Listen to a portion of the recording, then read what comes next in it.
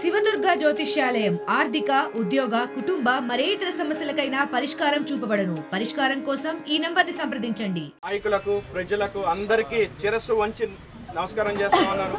మనం ఈ రోజున ఇక్కడ మరి ఈ మీటింగ్ పెట్టుకోవడం చాలా దురదృష్టకరం. ఎందుకంటే ఈ పరిస్థితులు రాకుండా ఉండాల్సింది. ఎన్ని కష్టాలు వచ్చినా సరే జనసేన అభ్యర్థిని మాత్రమే నిలబెట్టేటట్టుగా మనందరం పోరాటం చేద్దాం. మన బిడ్డకి ఇంకొక తండ్రి కాడు, మన బిడ్డకి కూడా తండ్రి కాడు. నాకు మన అధ్యక్షులు పవన్ కళ్యాణ్ గారి మీద 100కి 100% నమ్మకం ఉంది. పార్టీ కోసం కష్టపడి ఎవరైతే పనిచేశారో వాళ్ళల్లో ఒకరిని అభ్యర్థిగా ప్రకటిస్తారని ఖచ్చితంగా నమ్మకం ఉంది. ఎట్టి పరిస్థితుల్లోనూ పక్క పార్టీల నుంచి తీసుకురారనేది నా నమ్మకం. ఇందాక చెప్పినట్టుగా మన బిడ్డకి ఇంకోటి తండ్రి కాడు, కాలేడు, ఎప్పటికీ కాలేడు. ఖచ్చితంగా ఇవన్నీ మీడియా క్రియేట్ చేసినటువంటి రూమర్లు. ఎవరైనా ఆశపడితే ఆశపడచ్చు, కానీ పవన్ కళ్యాణ్ గారు ఆ దిశగా ఆలోచించట్లేదు అనేది నా ఉద్దేశం. దానికి చాలా మంచి ఉదాహరణ ఏంటంటే, మీరందరూ చెప్తున్నారు అక్కడెక్కడికో వెళ్ళారని, కానీ కళ్యాణ్ గారు హైదరాబాద్లో ఉన్నారు ప్రస్తుతం. సో ఖచ్చితంగా ఇక్కడ ఎక్కడో మిస్కమ్యూనికేషన్ ఉంది. మరి సమాచారం మరి తప్పుగా అందుతూ ఉంది.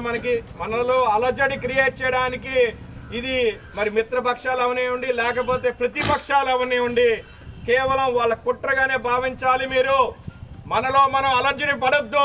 ఎట్టి పరిస్థితుల్లోనూ పక్క పార్టీ వాడికి ఇవ్వరు. పవన్ కళ్యాణ్ గారు ఒక మంచి ఉద్దేశంతో పార్టీని స్థాపించారు. అలాంటి ఉద్దేశంతో స్థాపించిన నాయకుడు ఏ రోజు మనసు మార్చుకోరు, పక్క పార్టీ వైపు తిరగరు, పొత్తు ధర్మాన్ని పాటిస్తూ మనలో కష్టపడి పనిచేసిన వాళ్ళకి మాత్రమే టికెట్ ఇస్తారు. ఇది గుర్తుపెట్టుకోండి. నా ప్రాణం ఉన్నంత వరకు అది జరగనివ్వను. అవసరమైతే ప్రాణ త్యాగానికైనా సిద్ధం అయ్యాను. అటువంటి పరిస్థితి రాదని మీరందరూ గుర్తుపెట్టుకోండి. పవన్ కళ్యాణ్ గారు ఎట్టి పరిస్థితుల్లోనూ నీతి తప్పరు. ఖచ్చితంగా పార్టీకి న్యాయం చేసి తీరుతారు. ఇది ఆయన పెట్టినటువంటి పార్టీ. మనందరం ఆయన నాటినటువంటి మొక్కలం. ఖచ్చితంగా ఆయన నాటిన మొక్కల్ని ఆయన చంపేయరు అనేది మీరందరూ గుర్తుపెట్టుకోవాలి. కేవలం పార్టీలో అలజడి క్రియేట్ చేయడం కోసం ప్రతిపక్షాలు అలాగే మిత్రపక్షాల్లోని కొంతమంది ఇది క్రియేట్ చేస్తున్నట్టుది వాస్తవం. మీరెవరు అలజడికి గురవద్దు. ఖచ్చితంగా పవన్ కళ్యాణ్ గారు సరైన నిర్ణయం తీసుకుంటారు. పార్టీలో పనిచేసి మరి 5 ఏళ్ళు 10 ఏళ్ల నుంచి పనిచేస్తున్న ఎవరో ఒకరికి ఇస్తారు. ఎవరికి సీట్ ఇచ్చినా నేను మద్దతు తెలియజేస్తాను. దగ్గరుండి జనసేనని గెలిపిస్తానని చెప్పి మీ అందరికీ నేను ప్రమాణం చేసి చెప్తా ఉన్నాను. ఇలాంటి అపోహలకి గురి కావద్దండి. ఇలాంటి అపోహలు వస్తూనే ఉంటాయి. పవన్ కళ్యాణ్ గారు లాంటి బలమైన నాయకుడు ఉన్నంత కాలం ఆయన్ని పొలిటికల్ గా అణించడానికి ఇలాంటి అపోహలు వస్తూనే ఉంటాయి. మీరెవ్వరూ ఇలాంటి రూమర్స్ కి భయపడద్దు. టీవీల్లో వచ్చే కథనాలకి మీరు తనకొద్దు బెనకొద్దు. మనందరం గుండె ధైర్యంతో ఉందాం. గుండె ధైర్యం అంటే మాటలు కాదు, చేతలతో చేసి చూపిద్దాం. ఖచ్చితంగా మన నాయకుడు మన కోసం నిలబడతాడన్న ధైర్యంతో మీరు అంతా నిలబడండి. మనం ఎవరిని అభ్యర్థిగా ప్రకటిస్తే వాళ్ళని గెలిపించుకుందాం. ఇందులో ఇంకో మాట లేదు. మనందరం చేయాల్సింది ఒకటే, మనందరం ప్రమాణం చేద్దాం. ఎవరికి సీట్ ఇచ్చినా సరే మన సపోర్ట్ చేస్తామని ప్రమాణం చేద్దాం. ఎవరికి సీట్ ఇచ్చినా నేను నా వంతు కృషి చేసి నేను ఖచ్చితంగా నిలబడతానని చెప్పి చేస్తా ఉన్నాను. ఇందులో మనం గాబరా పడాల్సింది ఎటువంటిది లేదు. కేవలం కల్పితమైనటువంటి కథనాలు విని ఇవాళ రోజున కళ్యాణ్ గారు అక్కడ పిఠాపురంలో లేరు, వేరే ఊర్లో ఉన్నారు. అయినా సరే ఈ కథనాలు మరి టీవీల్లోనూ పేపర్లోనూ వాట్సాప్ గ్రూపుల్లోనూ ఆగట్లేదు. దానికి కారణం మరి ప్రతిపక్షాలు అలాగే మిత్రపక్షాల్లోని కొంతమంది అవిశ్వాసకులు ఇట్లాంటి చేస్తున్నారు అనేది నా బలమైన నమ్మకం. అపాయింట్మెంట్ తీసుకుని వెళ్తాం అనేది ఒక ఇది ఖచ్చితంగా. మొన్న ఈ మధ్యకాలంలోనే టీడీపీ వాళ్ళు కూడా ప్రెస్ మీట్ పెట్టి ఇది గాజు గ్లాస్కి ఇస్తే ఓడిపోయిందని అన్నారు. అంటే ఇప్పుడు గాజు గ్లాస్కు టీడీపీ వాళ్ళు వచ్చి గాజు గ్లాస్ పోటీ చేస్తే గెలిచిద్దా? వాడిపోయింది కానీ సైకిల్ వాడిపోయింది. 5 కిలోమీటర్లు అప్పుడు గాజు గ్లాసు ఎందుకు ఓడిపోయింది, ఇప్పుడు గాజు గ్లాసు ఎందుకు గెలిచింది, అది కూడా ఆలోచన చేయాల్సిన అవసరం కూడా మరి ఎవరు పెద్దలో మీరు కూడా మీరు మాట్లాడరు కదా సార్. మీరే అంటే నాదోడి కేతం గాజు గ్లాసు ఎందుకు ఓడిపోయింది, ఈ రోజు గాజు గ్లాసు ఎందుకు గెలిచింది? అంటే ఆశావాహులు బలవంతులు లేరా?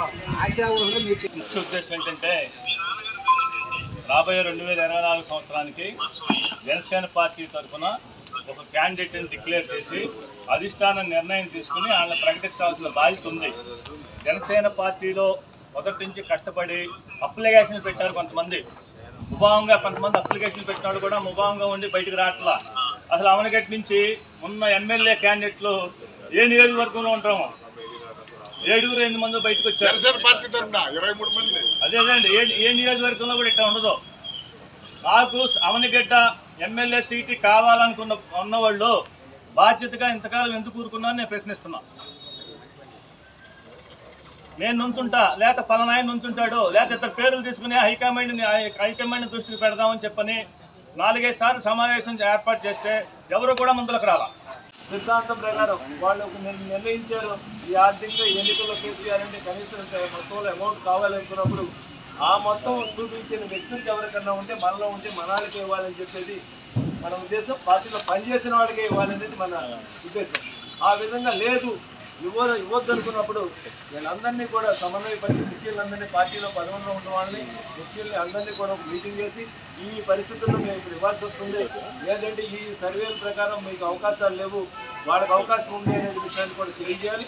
అసలు ఇచ్చిన సీట్లు కూడా 21 సీట్లు రాష్ట్రంలో ఇస్తే దాదాపు పోయినసారి మనం 145 సీట్లు పోటీ చేశాం.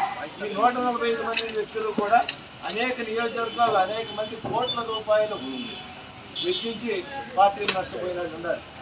అలాంటి వాళ్ళు కూడా ఎలాంటి ప్రాతినిధ్యం లేకుండా కోట్లు ఖర్చు పెట్టి ఏమి ఖర్చు లేకుండా రూపాయితో ఉండే రాజకీయాలు వచ్చేసి మేము చాలా ఇదిగా ఉన్నామని చెప్పి వాళ్ళు అలాంటి వ్యక్తులు దీంట్లో పోటీ చేస్తే ఈ కార్యకర్తలు ఏ విధంగా ఆ వ్యక్తులకి సపోర్ట్ చేస్తారు, చేయాల్సిన అవసరం ఉంది అనేదాన్ని కూడా అన్నింటినీ కూడా మన క్యాడర్ అందరూ కూడా ఆలోచించి వీళ్ళ మనోభావాలు దెబ్బతినుకోకుండా వీళ్ళందరినీ కూడా సమిష్టిగా మనం అందరం మీకు ఓడిపోకుండా అండగా ఉన్నామనే విషయాన్ని తెలియజేయాలనే ఒక ఉద్దేశంతో ఈ కార్యక్రమం ఏర్పాటు చేయడం జరిగింది.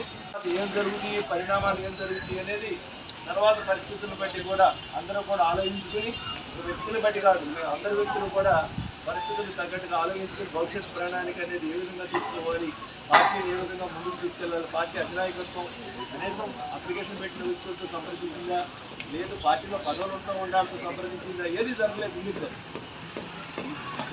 జరిగి ఉండి వాళ్ళందరినీ కూడా కూర్చోబెట్టి కొత్త వ్యక్తికి ఇచ్చేటప్పుడు అతన్ని మేము ఈ పరిస్థితుల్లో పార్టీలోకి ఆహ్వానిస్తున్నాం, దీన్ని దృష్టిలో పెట్టుకుని మీరు చేయాలి.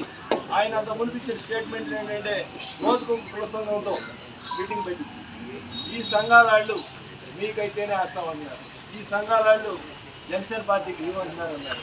వంగవీటి రాధా గారిని నియోజకవర్గంలో పరిశీలించినప్పుడు కూడా కొన్ని సంఘాలు వెయ్యమనే విష ప్రచారం చేశారు. అలాంటి వ్యక్తులు ఇవాళ ఏ విధంగా తీసుకుని వచ్చి మనకి ఏ విధమైన సందేశం ఇస్తారో అలాంటి వ్యక్తులు జనసేన పార్టీకి వ్యక్తులు ఎగిరనుకున్నప్పుడు ఆ వ్యక్తిని మనం సమర్థించాలా. మన సిద్ధాంతాలకు వ్యతిరేకంగా ఉండే వ్యక్తులు మనం సమర్థించామంటే మీరు అందరూ కలిసి సమర్థించడానికి అభ్యంతరం లేదు. దాన్ని మీరు సమర్థించడానికి మన సిద్ధాంతాలకు వ్యతిరేకంగా ఉండే వ్యక్తులైనా మాకు పర్వాలేదు, ఏ పార్టీ వాడైనా మనకు పర్వాలేదు, మేము ఏ పార్టీ ఇస్తే ఏంటి అనే అభిప్రాయంలో ఉంటే ఆ విధంగా వ్యవహరించాలి. దానికి తగ్గట్టుగా మీరు ఎవరైనా మాట్లాడేవాళ్ళు ఎవరైనా సరే దానికి లోబడి మాట్లాడాలి, అంతేగాని అనవసరమైన విషయాలు మాట్లాడటం కూడా కాదు. దాన్ని దృష్టిలో పెట్టుకోండి, పార్టీ శ్రేయస్సుని దృష్టిలో పెట్టుకోండి, పార్టీ ఏ విధంగా ఉండాలి, పార్టీలో కష్టపడిన పరిస్థితి ఏంటి. మరిన్ని వీడియోస్ కోసం ఛానల్ ని సబ్స్క్రైబ్ చేయండి, లేటెస్ట్ అప్డేట్స్ కోసం వాట్సాప్ ఛానల్ ని ఫాలో చేయండి అండ్ లింక్ డిస్క్రిప్షన్ లో ఉంది.